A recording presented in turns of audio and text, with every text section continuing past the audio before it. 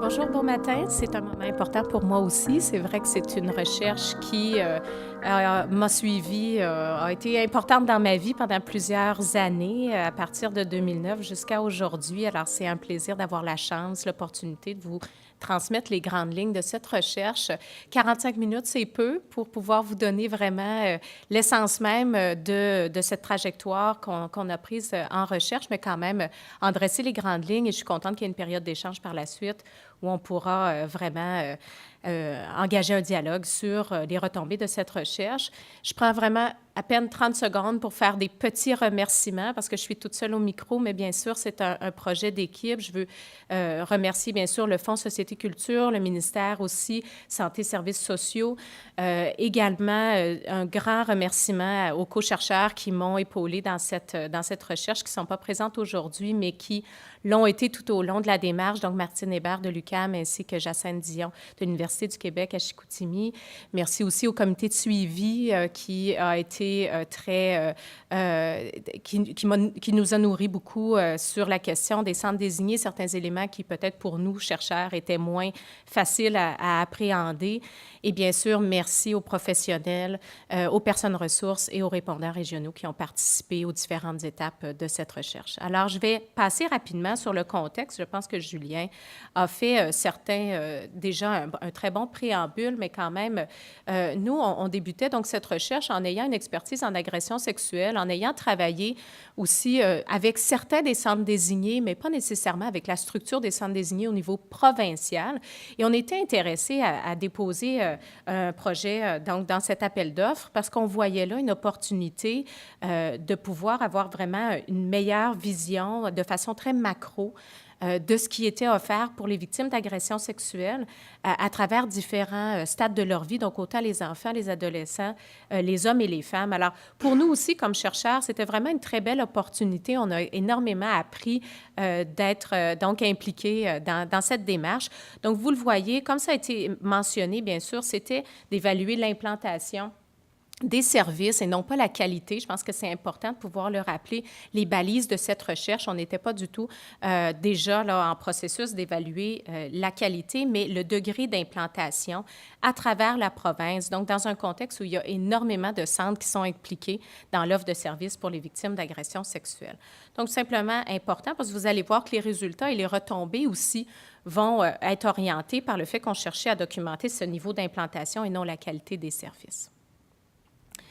C'est un mandat, donc l'évaluation qui origine donc du plan d'action, comme ça a été mentionné, et qui, bien sûr, est détaillé dans le guide d'intervention médico-sociale auprès des victimes d'agressions sexuelles. Puis vous voyez la grande question auquel nous, on était, donc, qui était le focus de cette recherche. Hein.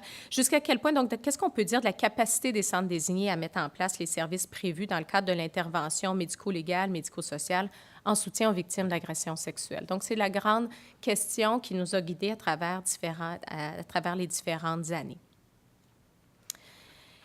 Ça a été déjà mentionné, donc je vais rapidement, mais ça visait plusieurs objectifs: offrir des services à travers le Québec, s'assurer que des victimes de tous âges, de tous sexes également, puissent recevoir des services, qu'il y ait une offre relativement semblable aussi, obtenir un service équivalent d'un centre à un autre, d'une région à une autre à travers le Québec, à tout le moins qu'il y ait un modèle unificateur dans l'offre de services, donc uniformiser l'intervention, puis aussi assurer une meilleure formation des intervenants. Donc, dans cette perspective que plusieurs professionnels allaient être appelés à intervenir, s'assurer que la formation aussi ait un canevas particulier. Comment les centres désignés, donc on a parlé de 65 centres désignés. Notre premier défi, nous, comme équipe de chercheurs, c'était de trouver le chiffre réel. Parce qu'entre le moment où on a fait le dépôt du projet de recherche, il y en avait 65, puis ensuite les listes changeaient toujours. Donc, on a eu déjà un premier défi à savoir, mais finalement, il y avait combien de centres désignés? Donc, on va y arriver. Donc, on partait avec 65, puis le chiffre maintenant est beaucoup plus grand. Ça a été notre premier défi, mais c'est vraiment des centres donc, qui sont destinés aux victimes de tous âges, tous sexes, et qui sont désignés par les agences de la santé et des services sociaux. Ce qui fait en sorte que d'une région à une autre, le nombre de centres désignés varie, bien sûr, donc il n'est pas équivalent. Donc, on peut se retrouver avec des régions qui, au plan de la densité de population, est peut-être moindre que certaines régions urbaines, mais avec beaucoup plus de centres désignés pour s'assurer que les victimes puissent recevoir des services le plus près possible de leur milieu de vie. Alors, on espérait, dans ces centres désignés, mener l'intervention médico-sociale auprès des victimes et offrir des services médicaux, mais aussi dans un contexte de partenariat avec d'autres organismes, ce qui rend encore plus complexe, disons, l'intervention qui est faite dans les centres désignés. C'est que ce ne sont pas des entités qui sont perçues comme devant répondre à l'entièreté des besoins, mais qui doivent collaborer également avec d'autres partenaires clés et donc les ententes qui doivent être établies avec ces autres organismes. Donc, comme je vous disais, ce sont des centres désignés qui ont été identifiés selon les besoins, selon le territoire, selon les caractéristiques même de la population. Et donc, il y a vraiment une grande diversité à travers les régions et avec ce que ça suppose aussi d'éléments plus complexes. De façon générale, le modèle tel qu'il était proposé, bien sûr, il s'agissait de suggestions, de propositions pour obtenir des services qui soient les plus complets. On préconisait une intervention qui allait impliquer 3 personnes, donc le médecin, l'intervenante psychosociale et l'infirmière. Je vais utiliser le féminin pour intervenante psychosociale et infirmière pendant ma présentation, là, considérant la très forte proportion de femmes qui occupent ces postes. Et donc, il s'agissait de ces 3 personnes clés qui allaient intervenir avec les victimes, mais bien sûr en collaboration, comme je disais, avec d'autres personnes, bien sûr les policiers, la protection de la jeunesse, les organismes communautaires également, les procureurs. Donc, vraiment une porte d'entrée pour les victimes, mais qui ensuite devait se déployer vers bien d'autres services ou d'autres besoins répondus par d'autres organismes. Rapidement, je suis certaine que ce modèle est familier pour bon nombre d'entre vous. On est ici tous rassemblés sur la question des centres désignés, alors je suppose que tous et chacun ici a une connaissance à tout le moins minimale de ce modèle d'intervention en 8 étapes dans les centres désignés, mais je me permets, s'il y a des gens qui sont moins familiers, simplement de dire comment s'articulait ce modèle en 8 étapes qui était favorisé dans l'implantation des centres désignés. Donc, d'abord, l'accueil de la victime d'agression sexuelle et son soutien émotionnel. Donc, on visait simplement à ce que les victimes, partout où elles allaient se présenter dans les centres désignés, elles soient accueillies, elles ne soient pas jugées, elles soient donc qu'elles puissent avoir déjà une porte d'entrée qui permette de sentir qu'elles sont arrivées à la bonne place pour recevoir les besoins dans cette période de crise qui est celle suivant une agression sexuelle. L'orientation consistait à déterminer quelles allaient être les marches à suivre par la suite, considérant l'histoire qui pouvait déjà être prélevée là, de façon rapide. Donc, s'assurer qu'on allait orienter la personne vers les services adéquats, s'assurer que les consentements requis étaient obtenus.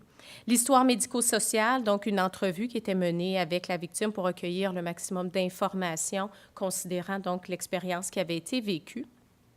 L'examen médical et médico-légal, tests et prélèvements, bien sûr, s'assurer qu'il y a des tests ou des prélèvements médicaux qui vont être faits si nécessaire, si pertinent. Un test de grossesse, un dépistage des infections transmises sexuellement. Et cette notion que, donc, on doit décider à ce moment-là si c'est une trousse médico-légale ou médico-sociale qui sera donc utilisée. Et une trousse médico-légale qui sera utilisée particulièrement, donc, selon le modèle, lorsqu'il va y avoir 4 grands critères qui vont être rencontrés. La première étant que l'abus a été vécu 5 jours ou moins avant le moment où la personne se présente, où il y a consentement de la victime à pouvoir donc passer ces tests médico-légaux. Si également il y a matière à penser que des preuves pourraient être recueillies, et également si la victime veut porter plainte ou on croit qu'elle pourrait porter plainte dans les prochains 14 jours. Donc, c'est déjà une grande, disons, dans l'intervention, un moment clé qui va définir quand même beaucoup la nature de l'intervention qui va être faite. Les soins et traitements, lorsque nécessaire, si on doit prévenir une grossesse, le traitement des infections transmises sexuellement. Donc, bien sûr, certains soins qui devront être, peut-être qu'il y a eu des blessures, alors s'assurer qu'on répond à ces besoins. Le 6e, donc l'information, le soutien, les références. Donc, est-ce qu'on doit faire un signalement à la protection de la jeunesse? Est-ce qu'il va y avoir une référence qui va être faite, par exemple, au CALAX, dans un organisme communautaire? Est-ce qu'il va y avoir un accompagnement dans la déclaration aux policiers? Donc, bref, cette étape va répondre à ce besoin. Et finalement, le suivi médical et suivi psychosocial. Ce que le modèle préconisait, c'est de s'assurer que la victime, lorsqu'elle avait reçu les services de pointe, n'était pas laissée nécessairement sans ressources après coup, sans suivi. Donc, ce qu'on préconisait dans le modèle, c'était un suivi médical une première fois 2 semaines après la visite et une deuxième fois 3 mois plus tard. Et aussi au niveau psychosocial, d'être sûr que 2 semaines après l'événement, la victime puisse avoir recours à une certaine forme donc de suivi pour s'assurer que son bien-être psychologique est assuré. Donc, ce modèle d'intervention médico-sociale a été à la base de ce qu'on... Donc, c'était le fondement même là, de la recherche qu'on menait, c'est-à-dire qu'on tentait de documenter justement la présence de ces 8 étapes, la présence des équipes à travers les régions du Québec. Je vous présente ici, en fait, les 3 grandes méthodologies qu'on a utilisées et le focus aujourd'hui sera principalement sur 2. Donc, ce sont des données quantitatives et des données qualitatives. Le premier, disons, le pivot de cette recherche concernait les données administratives et vous allez voir qu'on a bien sûr rencontré beaucoup de défis à les collecter, mais vraiment, on espérait pouvoir, à travers les données administratives, avoir un bon portrait de la clientèle, des services qui étaient offerts. Mais on savait d'ores et d'avance que ça allait être quand même relativement superficiel comme type de données. Alors, on espérait, à travers des sondages auprès des professionnels œuvrant dans les centres désignés ainsi que des entrevues avec les répondants régionaux, obtenir un peu plus de substance autour de ces données administratives, donc avoir une meilleure compréhension de comment s'actualisent les services dans les centres. Et finalement, ce qui est un élément très, très important pour nous, c'est qu'on désirait avoir la perspective des victimes sur leur trajectoire. Donc, encore, on n'est pas dans l'évaluation de la qualité des services, mais on cherchait à savoir quelle avait été la trajectoire de ces victimes à travers les centres désignés. Et ça a été une partie de la recherche qui a été très difficile à mener. Donc, je ne vais pas mettre l'accent sur ces résultats parce que ça resterait anecdotique, malheureusement. Je ne voudrais pas tirer des grandes conclusions sur ce qui concerne davantage des études de cas plutôt que des éléments de recherche sur lesquels on peut s'appuyer fortement. Ce que je peux dire, bien sûr, de ces entrevues, c'est que d'une part, c'est très intéressant, bien sûr, d'entendre les victimes nous raconter leur trajectoire de service, mais ce qui est vraiment un élément commun dans l'ensemble de ces expériences, c'est à quel point pour les victimes, cette idée d'un centre désigné leur est absolument inconnue. Donc, ils savent qu'ils sont allés à l'hôpital, ils savent qu'ils sont allés dans tel CLSC, mais l'appellation de centre désigné ou le fait qu'il y avait une équipe vraiment particulière qui a été mobilisée pour les rencontrer leur était vraiment très inconnu. Alors, c'est un élément intéressant qu'on va retrouver un peu plus tard, mais je voudrais que c'est la seule conclusion qu'on peut tirer sans trop se tromper, à savoir que pour les victimes, à tout le moins, cette notion de centre désigné, malgré qu'ils pouvaient être très contents du service qu'ils avaient reçu, était vraiment pas très clair à leur esprit. Donc, je vais me concentrer sur les données administratives et sur les sondages et les entrevues avec les répondants pour dresser un peu les grandes lignes. Bien sûr, dans le rapport, vous allez trouver plus de détails, mais je me permets de vous donner quelques constats généraux. Donc, bien sûr, un des grands succès, c'est qu'on peut vraiment confirmer qu'il y a déploiement des services dans les centres désignés à travers toutes les régions, et ça inclut même la région 17, donc du Nunavik, qui plus récemment a vu le déploiement de services à travers la structure des centres désignés.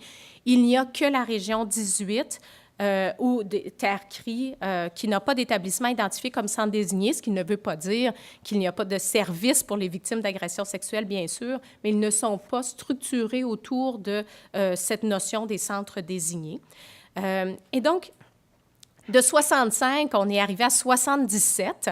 Et donc, lorsqu'on a déposé en 2009, mais il y a plusieurs centres qui se sont ajoutés, qui s'ajoutaient au fur et à mesure. Une grande complexité aussi, c'est qu'il y a donc 77 centres désignés, mais il y a 80 équipes, parce qu'il y a des centres désignés où il y a un volet pédiatrique. Donc, on ajoute, en fait, donc on peut parler de 77 centres désignés ou de 80 équipes différentes à travers le Québec, lorsqu'il y a des volets pédiatriques.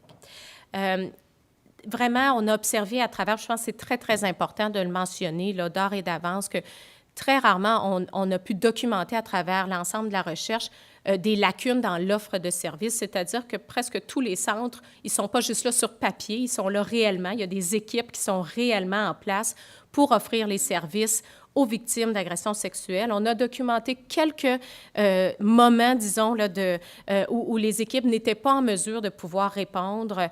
Par exemple, lorsqu'il y avait dans un volet pédiatrique, le ou la pédiatre qui n'était pas en fonction, par exemple, partie en congé de maternité, bien, pendant cette période-là, les enfants qui étaient victimes d'agressions sexuelles n'étaient pas vus dans le centre désigné où ils auraient dû. Ils étaient référés dans un autre centre, voire dans une autre région. Il y avait certains moments où les équipes disaient « on est là, on est en place, mais on n'a pas été formé encore. » Donc, la réalité, si quelqu'un arrive demain matin, il va être transféré dans un autre centre désigné. Donc, oui, il y a eu, à travers les années, la documentation de certains services qui n'étaient pas déployés parfaitement, mais dans un ensemble, si on pense à 77 centres et 80 équipes, vraiment, la forte majorité des équipes et des centres sont tout à fait en mesure de pouvoir répondre. Donc, on offre un service et ne vont pas référer la victime à un autre centre ou à une autre région. Donc, c'est une bonne nouvelle. Bien sûr, il y a plusieurs enjeux qui ont été définis, qui ont été, dans le fond, identifiés à travers cette recherche. En fait, ce qui est intéressant, c'est là où ça a été, disons, un grand défi d'écrire le rapport de recherche parce que les défis que les centres désignés peuvent vivre dans l'implantation des services, on l'a documenté à la fois dans nos résultats de recherche, mais aussi dans le processus de recherche même. Donc, nous étant un groupe de chercheurs qui avons tenté de mener une recherche avec la plus grande précision, avec les qualités psychométriques les plus grandes, on s'est heurté aussi à certains enjeux organisationnels qui, en fait, nous faisaient apprendre énormément sur le contexte des centres désignés. Alors, les résultats que je vous présente, donc, sont un peu l'amalgame des constats qu'on a pu faire à la fois dans les résultats, mais à la fois aussi comme partie prenante là, de cette structure qui est celle des centres désignés. D'aucune façon, donc, ce sont des résultats qui remettent en cause la grande implication, le grand cœur des professionnels qui travaillent auprès des victimes. On a rencontré des gens fabuleux, des gens qui ont réellement à cœur le déploiement de services de qualité. Donc, d'aucune façon, on remet en question cette implication des professionnels. Là où on met particulièrement l'accent, c'est plutôt sur des problèmes organisationnels qui vont limiter la capacité justement de ces professionnels de pouvoir déployer complètement les services dans les centres désignés. Et aussi, une des choses que je me permets de vous dire qui n'est pas là, c'est bien sûr, à travers 77 centres désignés, vous pouvez vous imaginer la variabilité aussi d'implantation et d'intervention. Nous, notre intérêt était de voir à l'échelle provinciale. Est-ce que ce modèle à l'échelle provinciale, on peut se sentir satisfait du degré d'implantation? Mais bien sûr, si on fait un zoom sur un centre en particulier, il y a des centres où l'implantation, elle est parfaite, elle est optimale, les collaborations sont absolument là, merveilleuses. Et il y a des centres qui, eux, sont au début de leur implantation. Il y a plusieurs écueils. Donc, il y a une grande variabilité aussi. Et la qualité des données, qui parfois était insatisfaisante, ne me permet pas de dresser un portrait par région qui soit assez fiable. Par contre, lorsqu'on prend au niveau provincial, donc ce sont des constats généraux. Alors, bien sûr, de vous assurer que vous faites la transposition aussi dans vos milieux, à savoir jusqu'à quel point, dans le centre désigné ou dans la région pour laquelle vous travaillez, ce sont des résultats qui concordent. Donc, ce portrait général, jusqu'à quel point il concorde avec votre réalité, je pense que c'est important de le mentionner. Je ne passerai pas plusieurs heures à vous dire tous les enjeux qu'on a rencontrés au plan de la recherche, mais ceux-là, ils sont les plus importants parce qu'ils nous ont amenés aussi à ne pas toujours avoir les données qu'on souhaitait avoir. Faire de la recherche dans 77 centres, ça veut dire aussi convaincre autant de comités d'éthique à la recherche et convaincre aussi autant de directeurs généraux d'avoir accès aux professionnels.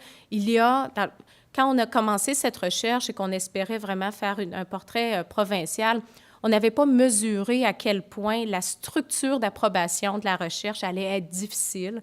C'est une recherche qui n'avait pas lieu pendant plusieurs années, donc on devait être très efficace très rapidement. Et on a donc eu à faire face à de nombreuses barrières pour mener cette recherche qui sont liées à différentes choses, mais simplement cette approbation de plusieurs personnes à travers différentes structures. Bien sûr, vous pouvez vous imaginer comment c'est compliqué. Des facteurs organisationnels aussi de façon plus générale, puis sûrement que le roulement de personnel, c'est celui qui est le plus important pour moi à vous mentionner aujourd'hui. Lorsqu'on a commencé juste avec les données administratives, pour vous donner juste un petit exemple, dans juste la première année, donc chaque centre désigné a une personne ressource identifiée et nous, on était en contact avec cette personne ressource. Donc, 77 personnes différentes. On en a eu presque 20 en une année qui ont changé donc de poste, juste dans cette première année. Donc, la personne contact, nous, on était tout contents comme équipe de recherche parce qu'on avait des personnes clés à qui on pouvait parler dans les 77 centres.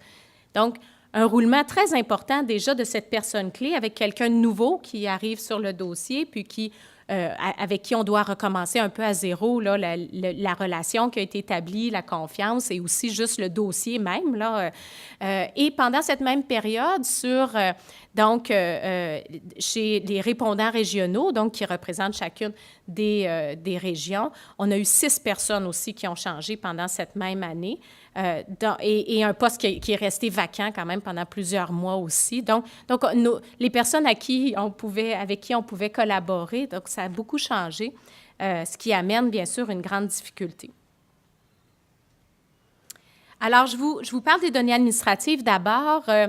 Comme vous voyez, donc, ce qu'on demandait à nos 77 personnes ressources, c'était de nous fournir toutes sortes de documentation qui pouvaient nous informer sur les services qu'ils avaient rendus. Donc, à combien de personnes ils avaient rendu de services? Est-ce qu'on pouvait savoir si c'était des hommes, des femmes, des enfants, des adolescents, des adultes? Qu'est-ce qui avait pu être offert? Est-ce qu'il y avait eu des trousses médico-légales ou des trousses médico-sociales? Donc, on avait une série d'informations qu'on espérait pouvoir tirer des données administratives, comme vous voyez, pour la période qui était couverte par la présente recherche, donc 2002 à 2010. Là, on est en 2010 quand on fait ça. Alors, pour nous, donc, c'est à peu près une fenêtre de 8-9 ans qui correspond donc au changement dont Julien parlait et qui a amené l'implantation déjà des 65 premiers centres. On cherchait des éléments qui étaient publics, donc des rapports, des comptes rendus, des grilles de données, toutes sortes de choses qui pouvaient, à tout le moins, nous amener à comprendre un peu plus les services qui avaient été offerts. Des 77 centres désignés, on a eu une réponse de 62 centres. Donc 15 centres n'ont pas donné suite à cette demande, mais 62 nous ont remis au meilleur de leur connaissance, l'ensemble des informations ou ce qui était accessible pour qu'on puisse colliger cette information. Par contre, 62 centres nous ont donné au moins au minimum le nombre de personnes à qui ils ont offert des services, mais lorsqu'on tentait d'avoir plus d'informations, donc le sexe de la victime, l'âge, le type de trousse qui avait été utilisé, là, vraiment, le nombre de centres qui étaient en mesure de nous répondre devenait de plus en plus petit. Et donc, on a 62 centres qui nous ont répondu quant au nombre, mais ensuite de ça, vraiment, notre capacité là, de précision diminue plus on pose de questions. C'est très clair déjà dans cette première démarche de recherche qu'il y a une absence de grille commune, qu'il y a une absence de stratégie pour collecter les données, pour colliger les données d'une façon systématique. Et bien sûr, le pendant de ça, c'est la difficulté de pouvoir rendre compte avec précision de la clientèle qui est desservie en centre désigné.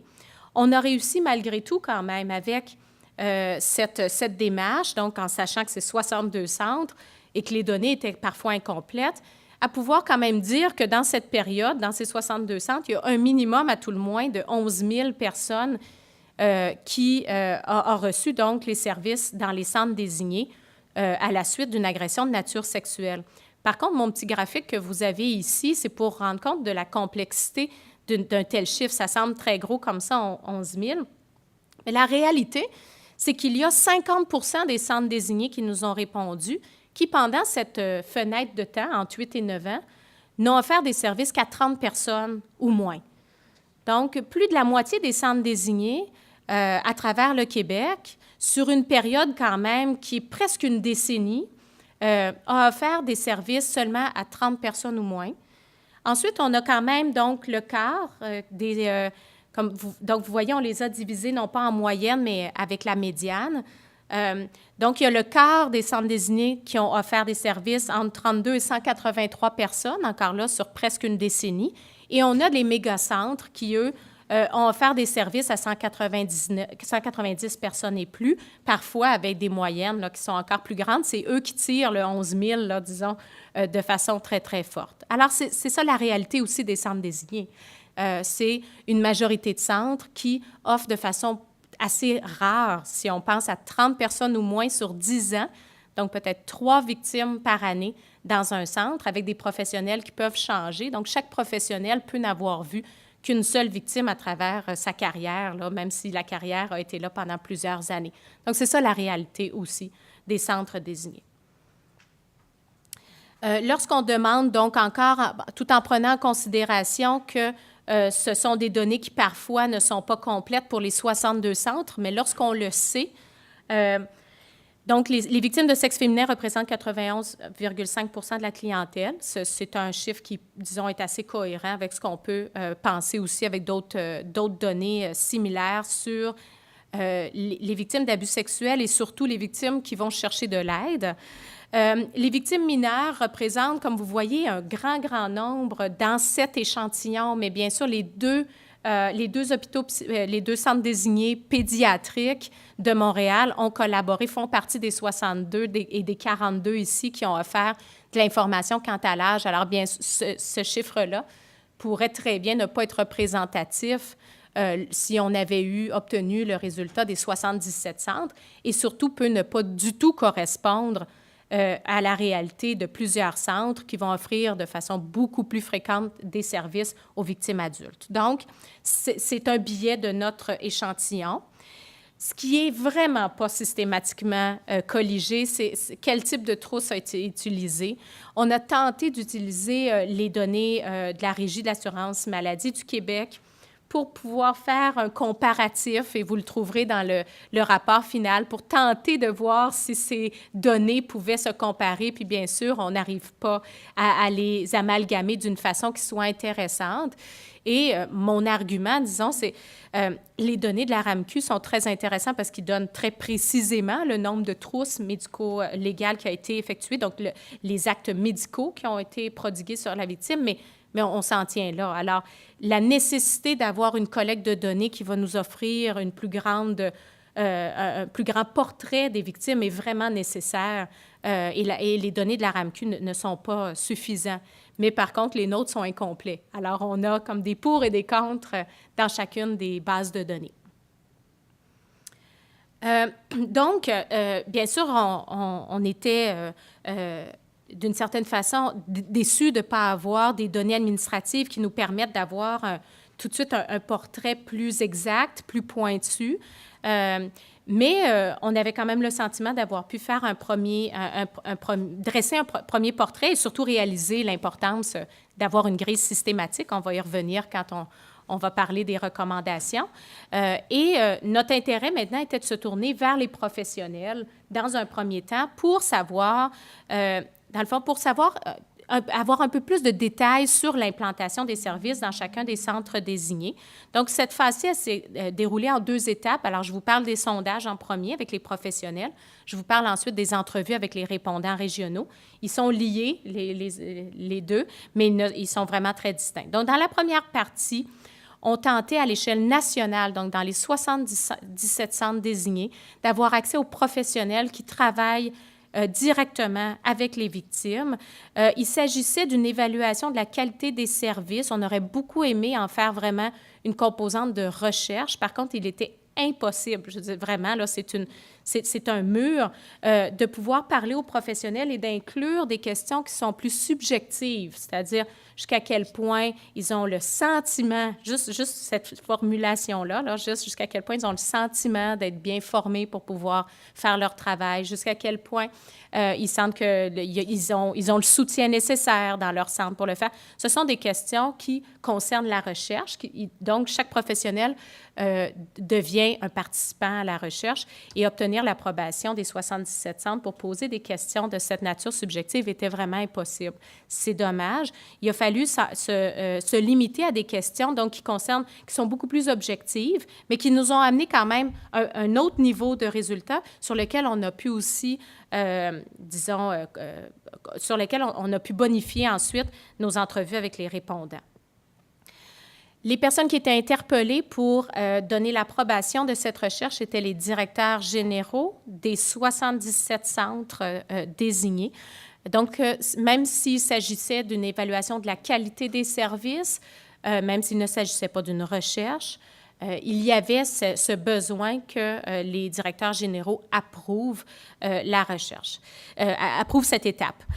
Sur 77, il y en a 55 qui ont accepté. Je vous dirais que le reste, ce n'est pas qu'ils ont particulièrement refusé, c'est plutôt qu'ils n'ont juste jamais donné suite à nos nombreuses relances. Donc ça, c'est une réalité aussi. Je pense que les directeurs généraux, on pouvait des fois cogner à leur porte à un moment où il y avait une épidémie de grippe là, dans les centres hospitaliers, où il y avait sûrement d'autres choses qui vraiment les happaient de façon très, très importante dans leur rôle professionnel. Donc, c'est sûr que ça a glissé aussi. Alors, même si pendant 1 an, on a vraiment tenté le plus possible d'avoir toutes les approbations, on en a reçu 55. La raison pour laquelle je dis que c'est décevant de ne pas avoir pu, c'est qu'il y a certains centres désignés où on a pu être en contact avec certains professionnels ou certaines personnes ressources qui n'ont pas pu participer à cette phase donc de la recherche parce qu'on n'avait pas obtenu l'approbation de leur directeur général. Donc, c'est sûr que c'est un chemin nécessaire et parfois qui nous était donc limité, même s'il y avait un intérêt de la part des personnes ressources ou des professionnels dans certains centres. Alors, si parmi l'auditoire, il y a des gens qui n'ont pas pu participer à cette phase, ça me fera plaisir de pouvoir voir avec vous s'il y a eu si c'est cette raison-ci. Parce que sur les 55 centres désignés, en fait, ensuite, on a demandé aux personnes ressources de nous contacter parce qu'on avait besoin de savoir quel était le bassin, combien de personnes dans ce centre désigné pouvaient faire partie de notre bassin pour le sondage. De ces 55 personnes contactées, 48 ont donné suite à notre demande. Et donc, l'échantillon de départ, parce qu'on demandait à chaque personne ressource, alors dans votre centre, ça correspond à peu près combien de médecins, combien d'infirmières, combien d'intervenantes psychosociales. Donc, notre échantillon de départ est d'environ 1388 professionnels qui proviennent donc de 48 centres désignés. C'est une collecte, comme vous pouvez voir, qui a eu lieu pendant 1 an. Donc, juste pour vous résumer, on a 77 centres. On a réussi donc à en avoir 48 qui ont collaboré à cette partie de la recherche. Donc, c'est quand même un nombre important. 62,3, c'est quand même un très bon ratio. Des 1388 professionnels estimés qu'on pouvait contacter dans ces 48 centres, il y en a 315 qui ont répondu au sondage, ce qui demeure quand même un bon chiffre pour ce type de sondage qui est lancé un peu à l'aveuglette, c'est-à-dire qu'on n'a pas un contact direct avec chacun des médecins, chacun des infirmières pour leur demander de remplir notre sondage. Donc, c'est lancé à l'aveuglette. D'avoir 315 personnes qui nous ont répondu est quand même un très bon résultat. Mais bien sûr, donc, il peut y avoir eu des billets dans l'échantillonnage à travers le temps. Pour vous donner une idée de qui sont nos participants, bien sûr, de façon pas étonnante, 88 de nos répondants au sondage, donc des professionnels, sont des femmes, âgées entre 21 et 68 ans, moyenne d'âge 41 ans. Les participants proviennent de toutes les régions du Québec. Donc, bien sûr, on n'avait pas le nom nécessairement des gens, mais on demandait de quelle région ils étaient. Et donc, on a tout le monde, à l'exception du Nunavik. Et il y a une représentation qui est très grande de chacune des régions, mais les régions qui ont le plus participé, c'est-à-dire sachant le nombre de personnes qui pouvaient participer au départ, là, le bassin, et combien a répondu. Donc, à travers notre échantillon, c'est vraiment le Bas-Saint-Laurent et Montréal où on a enregistré la plus forte participation. Donc, c'est intéressant aussi parce que c'est sûr, on a le centre urbain de Montréal qui est fort représenté, mais on a aussi une région où il y a le Bas-Saint-Laurent est une région intéressante. Il y a 8 centres désignés. Donc, c'est très éparpillé. Ce sont des petits centres qui rencontrent peu de victimes à chaque année. Donc, au moins, ça permet de balancer aussi dans la vision et la perspective des services. Ce sont les infirmières qui ont répondu le plus. Donc, 41 des infirmières de notre échantillon, intervenantes psychosociales, les médecins un peu moins. Une majorité de nos participants détiennent une formation universitaire. Ce qui est intéressant, bien sûr, c'est qu'il y a beaucoup de professionnels qui ont répondu, qui ont un nombre important d'années d'expérience avec les victimes, mais lorsqu'on leur demande si récemment, là, ils ont interagi avec une victime d'agression sexuelle, là, à ce moment-ci, on en a quand même un nombre important qui, pendant plusieurs mois, dans leur pratique professionnelle, ne seront pas en contact avec des victimes. Donc, bien, ils sont dans un poste qui pourrait les amener à voir des victimes. Ça ne veut pas dire qu'ils ont un contact fréquent. Selon les participants, peut-être un résultat très encourageant. Ils vont être, les participants, dans une très forte majorité, vont dire que la majorité des interventions va être menée soit avec le médecin, l'infirmière ou l'intervenant psychosocial, ou avec le médecin et l'intervenant et l'infirmière, et que très rarement, l'intervention va être menée uniquement par un des 3 professionnels, que ce soit même le médecin uniquement ou l'infirmière uniquement ou l'intervenant psychosocial. Donc, si on pense au modèle de base qui était préconisé dans les centres désignés, cette notion de collaboration, de concertation entre les professionnels, à tout le moins, à travers ce sondage, on voit que c'est présent. C'était vraiment, vraiment très rare. On voyait que c'était un dernier recours pour qu'il y ait un seul intervenant qui soit impliqué. De façon générale, les rôles entre les professionnels, lorsqu'on demandait qui est en charge dans votre centre de telle étape, en fait, on voit que les rôles entre les professionnels, c'est relativement clair qui doit mener l'étape 1, 2, 3, 4, 5. Il y a quand même un élément assez clair. Peut-être celui où il y a un peu plus de variabilité, je vous dirais, c'est l'histoire médico-sociale. Pour l'histoire médico-sociale, ça va varier beaucoup d'un centre à un autre. Qui est la personne responsable? Est-ce que c'est l'infirmière, l'intervenant psychosocial ou le médecin? On avait à peu près un tiers pour chacun. Donc, ça varie beaucoup à travers les centres. Et ensuite, les relations avec les ressources externes sont pour la plupart jugées comme vraiment efficaces et très présentes. Par contre, ça relève d'ententes informelles. La majorité des gens dans notre sondage nous ont dit « ça fonctionne bien avec la protection de la jeunesse, ça fonctionne bien avec la police, mais il n'y a rien de tout ça qui est écrit. » Donc ça, c'est vraiment un constat assez général. Et de façon aussi plus spécifique, l'offre de service semble vraiment, vraiment claire. C'est quoi la trajectoire d'une victime d'un abus qui date de 5 jours ou moins? Comment le centre désigné va s'inscrire dans cette trajectoire? Quel va être le rôle du centre désigné en comparaison aux références par la suite? Ça semble être beaucoup plus clair puis plus constant aussi à travers la province. Alors que lorsqu'il y a un abus qui date de plus de 5 jours, là, vraiment, il y a plusieurs modèles qui ont été adoptés. Et certaines victimes qui ne recevront pas de services dans les centres désignés, qui vont être directement référées, par exemple, dans des groupes communautaires. D'autres qui, non, il va quand même y avoir une certaine partie de l'intervention qui va être débutée en centre désigné, ensuite référée. Donc là, vraiment, le modèle devient un peu plus, il fluctue plus. La durée de l'ensemble de l'intervention, c'est sûrement ce qu'on pouvait penser. Donc, en centre désigné, la victime, de façon générale, va rester donc à peu près 2 heures. Donc, et ça n'inclut pas, bien sûr, les étapes 7 et 8, là, qui sont celles du suivi. Donc, en moyenne, il y a environ 2 heures de temps qui vont être... la victime va recevoir des services pendant 2 heures. Une trousse médico-légale, c'est là où on espérait pouvoir avoir un petit peu plus d'idées. Donc, il y a souvent la trousse médico-légale, c'est ça qui va être vraiment fréquemment mis en place pour la victime d'agression sexuelle. Donc, une trousse médico-légale qui est reconnue, on n'arrivait pas à l'avoir dans les résultats administratifs, mais les répondants au sondage nous le disent à quel point la trousse médico-légale, elle fait partie très souvent de l'intervention. Et de façon générale, les participants vont dire qu'il y a des ressources. Donc, on avait une liste de ressources, que ce soit une salle, que ce soit les différents outils pour collecter les preuves médico-légales, que ce soit des blocs-notes, que ce soit un résumé des interventions, donc pour que ce soit facile pour les professionnels. La majorité disait que c'était présent, mais bien sûr, on n'est pas surpris que pour un quart de nos répondants, ils disaient, mais ce qu'il n'y a vraiment pas toujours, c'est une salle. Donc, on court un peu après une salle assez régulièrement. L'élément sûrement qui, pour nous, a été très intéressant dans cette partie de la recherche, c'est à quel point on demandait si les gens avaient reçu une formation spécifique en agression sexuelle avant leur embauche, après leur embauche, et donc on a cumulé un peu ces deux résultats-là en se disant, bien, ce qu'on espère, c'est que les professionnels nous répondent qu'ils l'ont eu soit avant ou après. Tu sais, ils l'ont eu à un moment donné. C'est possible d'entrer en poste, puis peut-être que c'est juste un mois plus tard que la formation sera offerte. Donc, ça, c'est ce qu'on considérait après.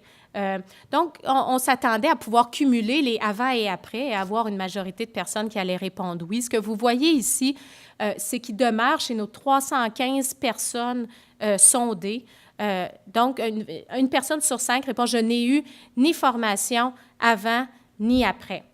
En agression sexuelle de façon générale et encore moins, donc, de façon spécifique sur le modèle ensemble désigné ou, par exemple, l'utilisation de la trousse médico-légale.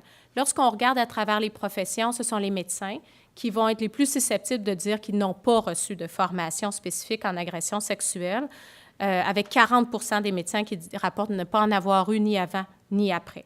Donc, je pense que c'est un résultat important qui nous a interpellés. Alors, pour donner encore plus de substance à cette partie de la recherche, ce qu'on a fait, c'est on désirait approfondir les résultats qui avaient été obtenus avec, donc, les répondants régionaux comme personnes clés à qui on pouvait poser des questions, avoir des entrevues en profondeur, pouvoir vraiment mener une démarche. Donc, encore comme un système de Lego, là, où on emboîte chaque partie sur la prochaine. Donc, d'utiliser les résultats au sondage pour donner un peu plus de substance et développer des pistes d'action également. Donc, ici, on a sollicité la participation des répondants régionaux en agression sexuelle. On a utilisé la méthode Delphi qui n'a vraiment aucun lien avec mon nom, là, je vous le jure. Ce n'est pas moi qui l'a créée d'aucune façon. C'est une méthode qui date de vraiment plusieurs décennies, qui est très, très connue. Et qui est en fait une façon un peu plus systématique de mener des focus groups. Donc, c'est une méthode qui est beaucoup plus systématique et qui permet également d'enlever l'aspect d'influence de groupe qu'on peut trouver dans les focus groups, c'est-à-dire qu'on cherche le consensus, mais on interviewe tout le monde individuellement. Et c'est nous, ensuite, comme chercheurs, sur la base des résultats, où on tente de voir où sont les zones de consensus. Alors, c'est un modèle différent, mais qui est un modèle qui a fait ses preuves dans des contextes vraiment similaires. Donc, les répondants étaient interviewés individuellement. On les amenait à répondre, à réagir aux résultats de la recherche et particulièrement aux résultats des sondages. On identifiait des thèmes communs et ensuite de ça, on envoyait ces thèmes communs à nouveau aux répondants régionaux qui devaient se prononcer à savoir s'ils estimaient, eux, que c'était un enjeu ou pas pour l'implantation des services en centre désigné. Et on a fait ça donc à plusieurs rotations jusqu'à ce qu'on arrive à un consensus plus grand. Donc, les experts identifiés, ce sont les répondants régionaux en agression sexuelle sur les 17 qui étaient visés, puisqu'il y a des centres désignés dans 17 régions du Québec. 13 ont pu participer à cette démarche, encore là parce qu'il y a des approbations qui devaient être obtenues également des directions. Donc, on a 13 personnes qui ont pu participer. Ça a été un élément qu'on a fait vraiment de façon très, très, très sur une période très courte parce que, justement, on sentait le besoin, avant de déposer cette recherche, d'avoir quelque chose d'un peu plus tangible. Donc, c'est pour vous montrer un peu, disons, les différentes étapes. Donc, on a nos entrevues individuelles avec les 315 professionnels.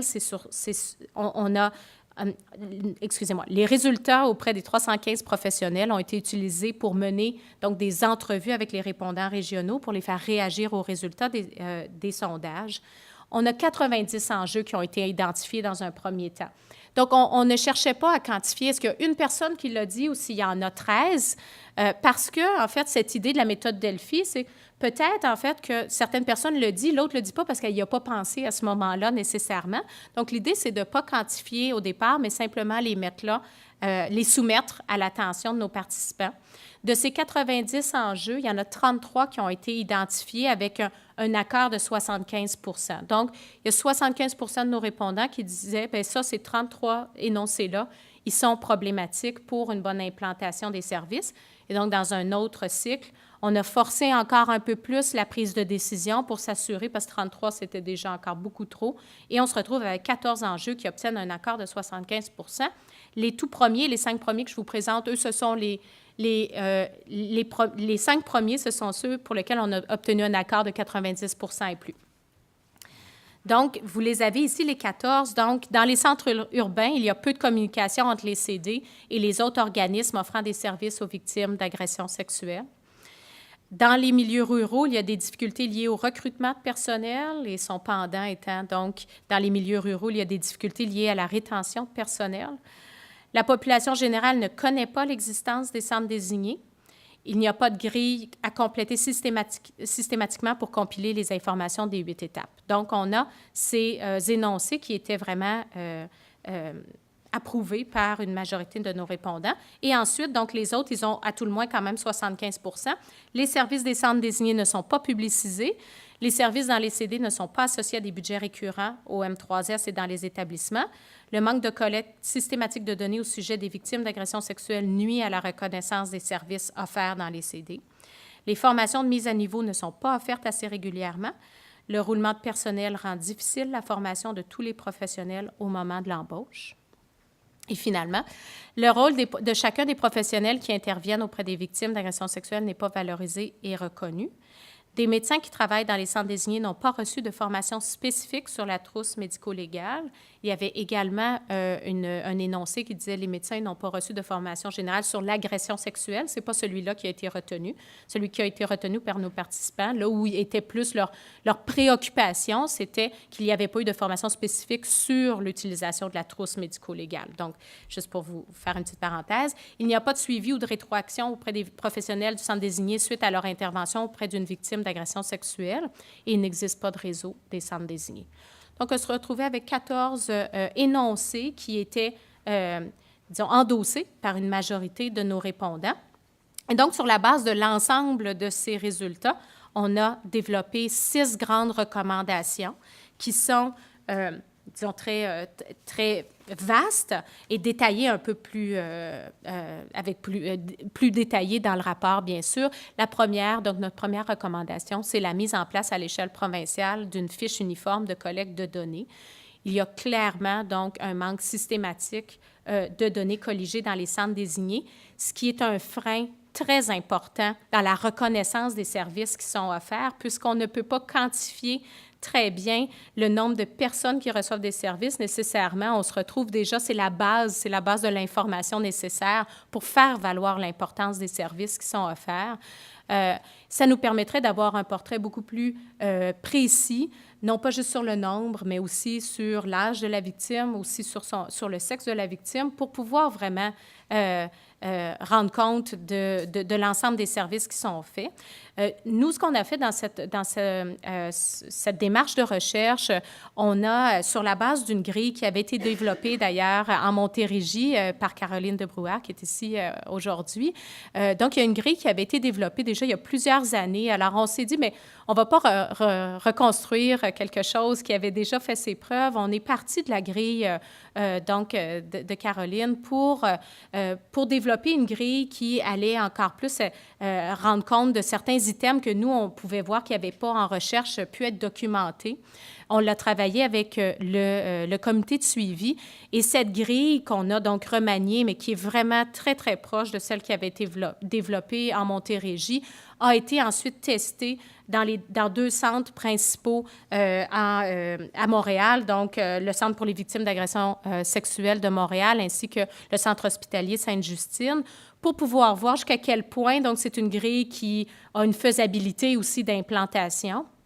Il y a également, dans la région de la capitale, où cette grille aussi a été implantée et testée. Donc, sur la base des commentaires qu'on a reçus de cette implantation pilote, on a soumis, donc, dans notre rapport final, la version finale de la grille et à quoi elle pourrait ressembler, cette grille Donc, on a utilisé la recherche pour pouvoir piloter un peu cette grille qui avait déjà fait ses preuves là, dans une des régions du Québec. Donc, notre recommandation, c'est vraiment une implantation systématique à l'échelle provinciale. Par contre, la grille, elle, toute seule, elle peut être bien acceptée, mais vraiment, notre impression, c'est qu'il va falloir aussi qu'elle soit accompagnée d'une procédure explicite. C'est qui la remplit, cette grille-là?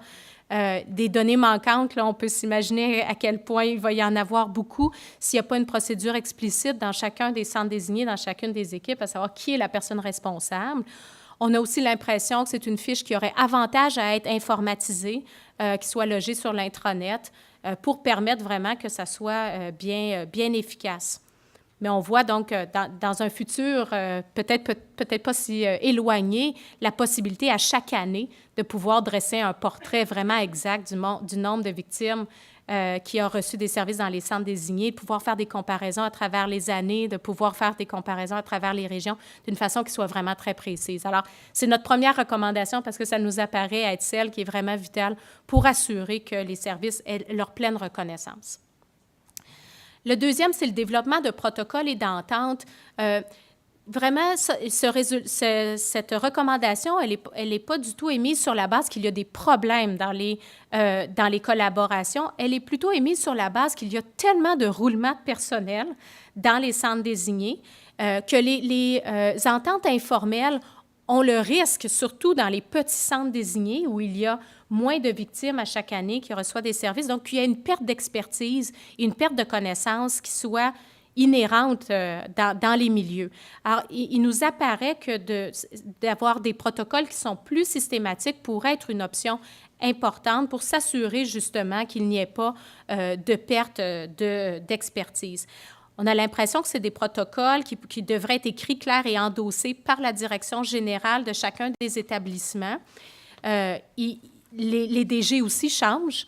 Et certains DG auxquels on a parlé, on était un peu la première source d'information qui leur informait qu'ils étaient un centre désigné en agression sexuelle. Donc, il existe aussi des écueils à tous les niveaux de hiérarchie pour reconnaître pleinement donc la place des centres désignés dans les services. Donc, on croit que ça doit vraiment être endossé par la direction générale.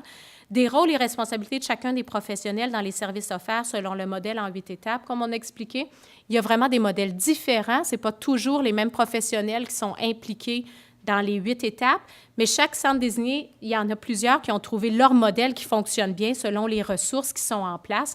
Donc, ce n'est pas de préconiser qu'il y ait pour tout le monde un modèle unique où le médecin soit responsable de ça, l'infirmière de ça, l'intervenant psychosocial, mais que ça soit clair dans ce centre désigné quel est le modèle qui est préconisé. De la disponibilité des ressources pour mener les interventions.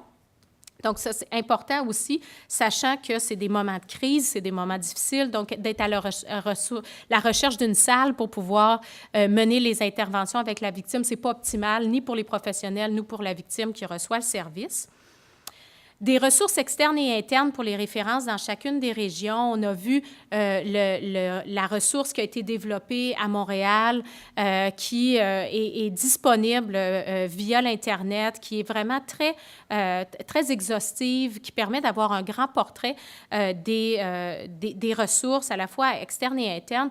Donc, on pensait que peut-être à travers le portail Santé et bien-être, que chacune des régions pourrait se doter d'un type de bottin de ressources pour que ça soit vraiment très clair où chacune des victimes peut recevoir des services. Le dernier, c'est des ententes de services avec d'autres organismes impliqués. À travers notre recherche, on a eu l'occasion de pouvoir voir nombre ententes qui étaient déjà mises en place sur la Côte-Nord, Capitale-Nationale, des ententes qui sont vraiment formalisées, par exemple, entre le centre désigné, entre les policiers, entre la protection de la jeunesse, même les ambulanciers. Donc, des protocoles très clairs qui sont mis sur papier, endossés par la direction générale. et qui pourrait servir d'exemple, bien sûr, pour d'autres centres désignés ou d'autres régions qui voudraient aussi implanter ce type d'entente. C'est une recherche aussi qui nous donnait l'impression, si on pense aux victimes mineures, qu'il y a des structures existantes, si on pense à l'entente multisectorielle qui existe entre la protection de la jeunesse et les corps policiers, que le centre désigné puisse devenir aussi un acteur présent dans cette entente. Donc, d'utiliser aussi les structures existantes, mais d'intégrer les centres désignés plutôt que de les avoir un peu comme une entité séparée, alors qu'ils sont partie prenante de l'intervention qui est faite avec les enfants, à tout le moins dans ce cadre-là. Donc, ce sont des bons exemples. Dans la troisième recommandation était la mise en place de structures pour optimiser les collaborations, donc d'une façon encore plus macro. On avait vraiment le sentiment qu'il y avait une sous-utilisation du rôle de la personne ressource, donc cette personne qui change souvent, là, comme on a pu observer, mais qui est tout de même la personne ressource dans le centre désigné, qui est un peu le pivot de l'équipe des services en centre désigné pour les victimes d'agressions sexuelles. Et pourtant, c'est un rôle qui, pour certains, est un rôle vraiment qui définissait leur structure professionnelle, mais il y a d'autres personnes aussi pour qui c'était un rôle qui s'était ajouté un peu comme ça, presque en note de bas de page, dans leur définition, dans la liste de leurs activités professionnelles. Donc, il y a une grande variation. Il n'y a pas nécessairement beaucoup d'heures qui est allouées non plus pour pouvoir jouer ce rôle, et pourtant, c'est un rôle clé. C'est une personne qui peut vraiment avoir un impact, que ce soit pour s'assurer que la formation est vraiment offerte, mais aussi s'assurer qu'il y a une rétroaction. Ce que les répondants régionaux ont dit en termes de qu'il n'y a pas de rétroaction, c'est qu'il y a aussi des fois de la désillusion ou une certaine déception, parce que tout cet effort qui est déployé pour avoir des preuves médico-légales, pour pouvoir offrir un bon soutien. Puis ensuite, l'issue pour cette victime est vraiment inconnue pour les professionnels qui pourtant étaient là au tout départ. Et donc, peut-être que justement, la personne ressource pourrait jouer ce rôle pour vraiment s'assurer qu'il y a une communication vraiment optimale avec les professionnels. Il nous apparaissait aussi une collaboration plus étroite des différents ministères impliqués pourrait être souhaitable. Dans ce projet de recherche, c'est le ministère de la Santé et des Services sociaux qui est impliqué, ce n'est pas le ministère de la Justice. Et pourtant, ce sont des preuves médico-légales qui sont collectées. Alors, le légal dans l'histoire est parfois un peu mis à l'arrière-scène, alors qu'en fait, on espère, puis on est tous ici aujourd'hui en espérant que pour les victimes d'agressions sexuelles, ce n'est pas juste les services pour leur bien-être qui peut être offert, mais aussi s'assurer que des preuves pour être amenées en cours de façon plus solide soient aussi collectées dans ce contexte. Alors, peut-être à repenser. Et la création d'un réseau provincial des centres désignés, parce que les centres désignés travaillent un peu tous, chacun de leur côté. Même les répondants régionaux peuvent ne pas savoir toujours qu'est-ce qui se passe dans chacune des régions. Il y a des initiatives très intéressantes qui se font dans un centre désigné, puis les autres centres désignés peuvent ne pas le savoir. Alors, il nous semblait, sans vouloir alourdir non plus cette structure, mais que peut-être un réseau où il y aurait certaines personnes clés qui représentent à la fois les milieux urbains, les milieux ruraux, qui représentent le volet pédiatrique, le volet adulte. Donc, il y ait un regroupement, un peu comme une table, un peu comme les tables régionales en matière d'agression sexuelle où il y a plusieurs personnes qui se regroupent. Il y a beaucoup d'échanges d'informations qui peuvent se faire comme ça. Il nous semblait qu'au niveau provincial, plusieurs initiatives pourraient être mieux diffusées s'il existait un réseau de la sorte.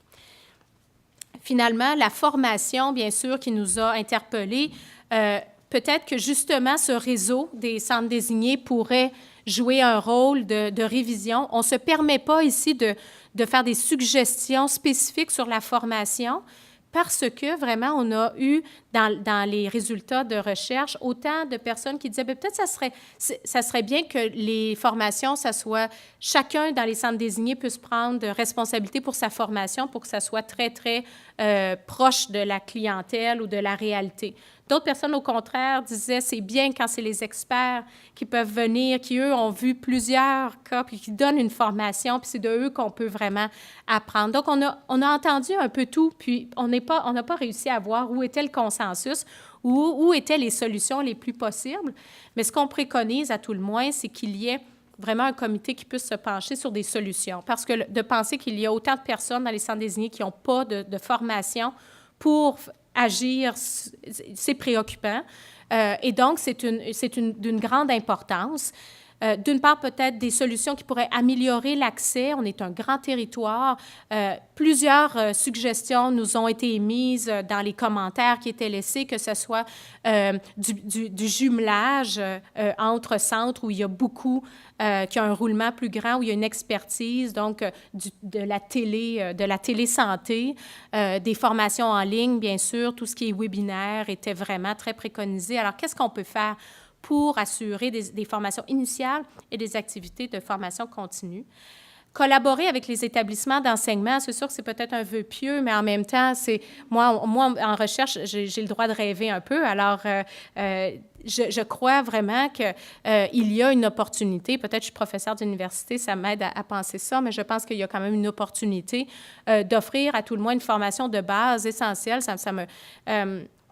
Ça me surprend toujours de voir que dans la formation de base, que ce soit en travail social, en médecine, en sciences infirmières, il n'y ait vraiment pas la notion de l'agression sexuelle qui soit abordée. Pourtant, donc, on se retrouve avec des professionnels qui vont, dans le cadre de leur travail, avoir à intervenir avec les victimes. Donc, oui, peut-être que ce n'est pas suffisant, peut-être que c'est juste un premier aperçu, mais les universités pourraient jouer un rôle aussi dans cette formation. De la même façon, les ordres professionnels pourraient aussi s'assurer que ce soit bien clair quels sont les rôles et responsabilités de chacun pour s'assurer que ce soit un rôle qui ne soit pas mis à l'écart, celui d'intervenir auprès des victimes. Le 5e est plus général, mais quand même important, le rayonnement des centres désignés auprès de la population générale. On recommande vraiment qu'il y ait une campagne de sensibilisation à l'échelle provinciale afin de faire connaître l'existence des centres désignés et les services. Il y a vraiment une méconnaissance de cette appellation des centres désignés. Bien sûr, il n'y a pas pignon sur rue. Hein, ce n'est pas un centre où avec une enseigne où on entre. C'est un hôpital, c'est un centre de santé. Et donc, pour les victimes, c'est quelque chose qui est vraiment méconnu, mais on peut quand même se demander si ça n'a pas l'effet, donc, d'empêcher les gens de venir cogner à la porte aussi s'ils ont besoin. Alors, c'est peut-être plus ça qui est la préoccupation et non juste le fait d'être visible, mais est-ce que le fait de ne pas être visible fait en sorte que les gens ne pensent pas aussi à aller chercher de l'aide à travers les centres désignés? Et il y a des campagnes de sensibilisation qui ont été mises en place. Par exemple, on avait un exemple du répondant régional de la baie James qui a mis sur pied à travers un petit budget, là, j'en suis certaine, toute une série d'affiches, de dépliants, des petites cartes qui sont laissées dans les bars dans la région pour s'assurer, puis ça présente vraiment 5 jours et moins, où est-ce que vous devez aller, qu'est-ce que vous devez faire, 5 jours et plus, où est-ce que vous devez aller. Puis lui-même, je pense, comme répondant régional, était surpris de voir que c'était pas présent dans toutes les régions parce qu'il trouvait que c'était un véhicule vraiment intéressant pour faire connaître. Donc, encore une fois, des fois, une méconnaissance de certaines initiatives très intéressantes. Et finalement, le tout dernier, bien sûr, ce qui était très présent dans le discours, c'est à quel point c'est des budgets qui peuvent être alloués pour les services ou peuvent ne pas l'être. Il n'y a pas de budget récurrent. Et comme il n'y a pas de budget récurrent, bien sûr, ça peut être volatile, ça peut être laissé à la discrétion de chaque personne, ce qui empêche le plein déploiement des services de façon vraiment permanente à travers les régions et à travers les centres désignés. Donc, bien sûr, on suggère la réévaluation de ces budgets pour assurer une certaine pérennité des services dans l'ensemble des centres désignés à travers le Québec. Je vais rapidement sur les recherches futures, parce qu'il me semble que je dois avoir pris plus de temps, mais simplement pour ce projet pourrait être le tremplin aussi de beaucoup d'autres choses. Je vous donne ici les idées qui seront la suite, j'espère, que ce soit par moi ou que ce soit par beaucoup d'autres. On a une expertise de recherche au Québec qui est vraiment très grande. Alors, en espérant qu'il y ait aussi de mes collègues qui prennent des petits... qui trouvent intérêt dans certaines suggestions que j'émets ici, mais bien sûr, avec une grille complétée systématiquement, on pourra poursuivre la documentation vraiment plus précise. Explorer les différentes trajectoires de service. En fait, nous, par exemple, lorsqu'on a recruté les victimes, on les recrutait seulement dans les centres désignés. Mais en fait, si on avait présenté un devis de recherche où on allait recruter aussi les victimes dans les CALAX, par exemple, après qu'ils aient reçu les services en centre désigné, on aurait eu beaucoup plus de personnes. J'ai beaucoup d'autres projets de recherche où on a recruté donc dans les CALAX. Puis je nomme ces organismes-là vraiment simplement pour dire peut-être les personnes qui reçoivent des services à ce moment sont dans un état d'esprit aussi qui leur permet d'avoir envie de participer à une recherche beaucoup plus grande qu'au moment de crise où ils sont dans les centres désignés. Donc, vraiment, c'est simplement une structure aussi qui aurait facilité le recrutement, de pouvoir recruter à travers différents moments, puis de se dire qu'une victime, bien, il y a un moment où peut-être elle a envie de participer à une recherche, puis il y a des moments où elle a besoin de garder toute son attention sur elle-même.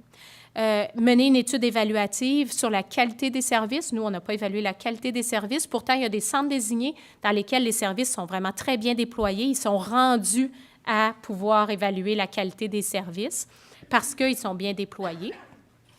Et ce qu'on n'a pas pu documenter, ce qui est dommage, c'est plus la perception des professionnels quant aux deux trousses. Donc, leur niveau de confort, on a bien sûr documenté dans la littérature, donc à travers d'autres pays, un inconfort de professionnels ou certains billets, des gens qui vont penser que ça va traumatiser les victimes, donc qui vont penser que c'est une bonne chose de le faire. Donc, il y a plusieurs perspectives, plusieurs attitudes et comment ça peut intervenir aussi dans l'acte professionnel lui-même.